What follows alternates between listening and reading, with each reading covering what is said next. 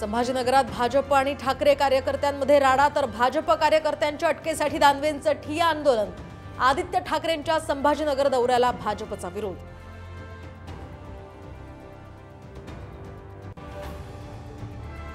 काँग्रेस खासदार वसंत चव्हाण यांचं निधन। हैदराबादमधल्या हॉस्पिटलमध्ये घेतला अखेरचा श्वास।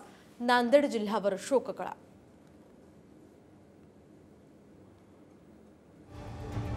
नंदुरबारच्या धडगाव शहरामध्ये सलग 2 दिवस मुसळधार पाऊस, तर घरं आणि दुकानांमध्ये शिरलं पाणी।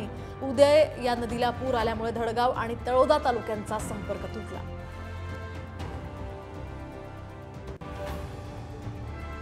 मुख्यमंत्री शिंदे आज करणार मुंबई गोवा महामार्गाची पाहणी। पनवेल महाड दरम्यान आज घेणार दुरुस्तीचा आढावा।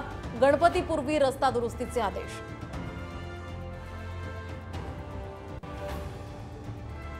राजापूर जवळचा नुस्कुरा घाट हा 48 तासांनंतर सुद्धा बंदच। दरड कोसळल्यामुळे 2 दिवसांपासून घाटातली वाहतूक ठप्प।